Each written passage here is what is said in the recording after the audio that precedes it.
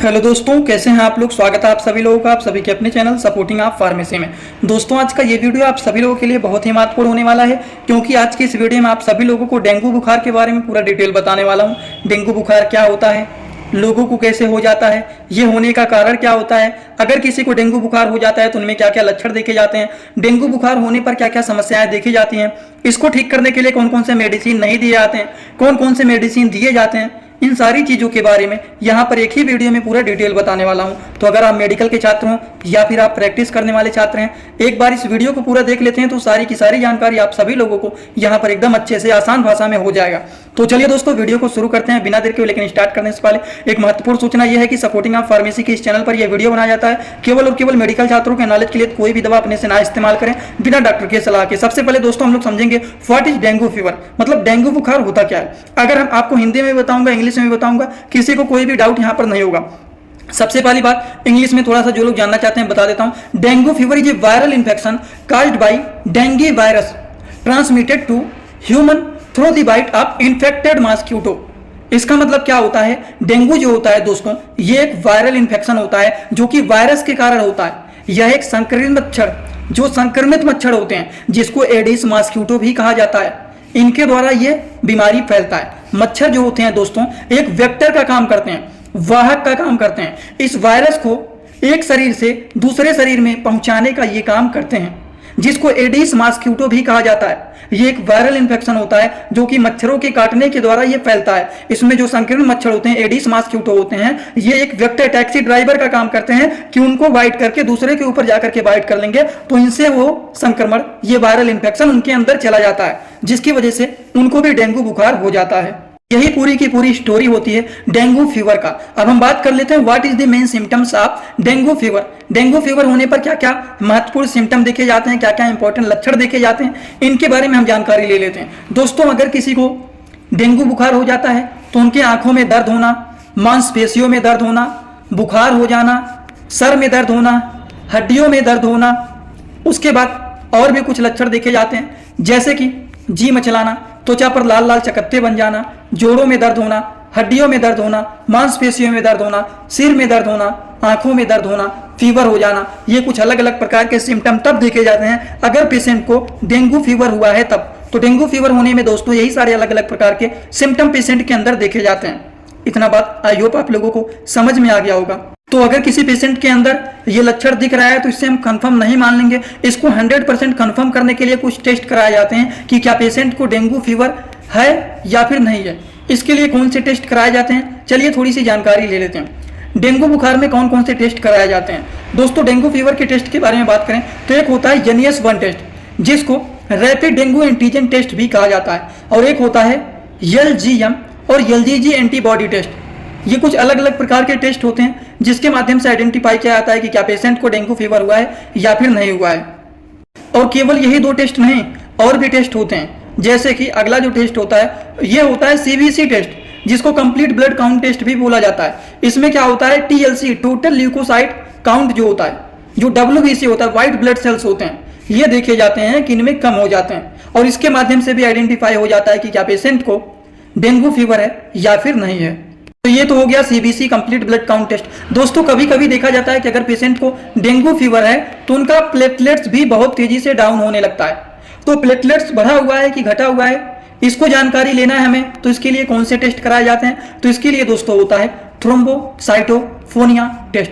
थ्रोम्बोसाइटोफोनिया जो टेस्ट होता है दोस्तों, इसमें देखा जाता है प्लेटलेट्स काउंट जो होते हैं, इसको ये मेजर करने का काम करता है, क्योंकि इस बुखार में देखा जाता है कि पेशेंट का जो प्लेटलेट्स होता है वो घटने लगता है। और यहाँ पर आप लोगों को बताऊंगा कि अगर किसी का प्लेटलेट्स डाउन हो गया है, अगर आप दवा भी नहीं खा रहे हैं तो बिना दवा के घर पे भी कैसे प्लेटलेट्स को बढ़ा सकते हैं, कौन कौन से चीजों को खा करके, ये भी बताऊंगा, और कौन कौन सी दवाइयों से प्लेटलेट्स बढ़ा सकते हैं, इसके बारे में भी आपको यहाँ पर बताऊंगा। तो वीडियो पूरा देखना, सारी बात यहाँ पर समझ में आएगा आप लोगों को।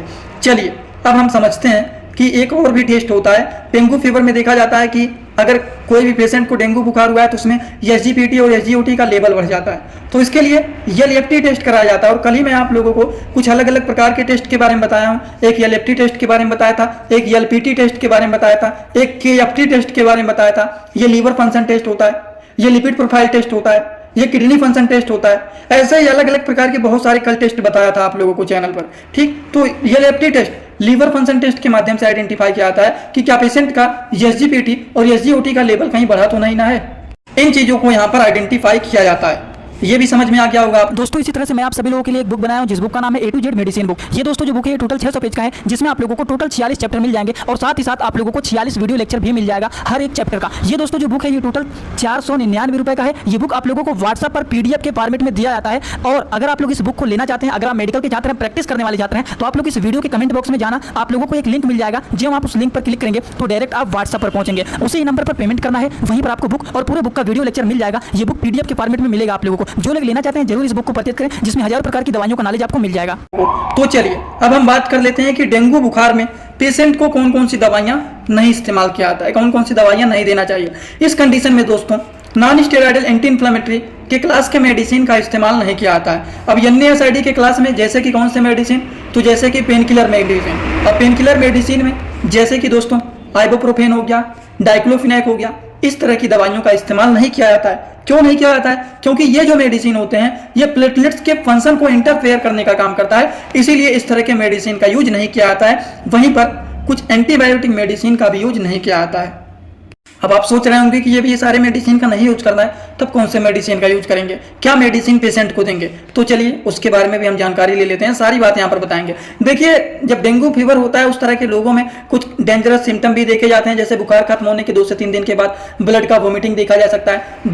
दिन भर में मतलब 2 से 3 बार वोमिटिंग हो सकता है, मसूड़ों से ब्लीडिंग हो सकता है, प्लेटलेट्स भी तेजी से घटने लगते हैं। ये सारे प्रॉब्लम देखे जाने लगते हैं जब फीवर कम होने लगते हैं, खत्म होने लगते हैं उसके 2-3 दिन बाद। अब मेडिसिन के बारे में चलिए हम जानकारी ले लेते हैं कि डेंगू बुखार हो जाता है तब उस कंडीशन में कौन कौन से मेडिसिन चलाए जाते हैं। सबसे पहला मेडिसिन हेपामर्ज होता है, दूसरा होता है डोलो 650 या फिर कालपाल 650।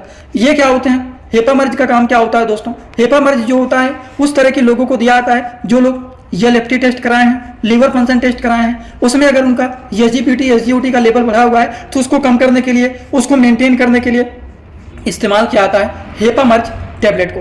अगर हम इसके एडल्ट डोज के बारे में बात करें तो दिन भर में 2 टैबलेट लिया जाता है, एक टैबलेट सुबह खाना खाने के बाद और एक टैबलेट शाम को खाना खाने के बाद इसको लिया जाता है हेपामर्ज टैबलेट को।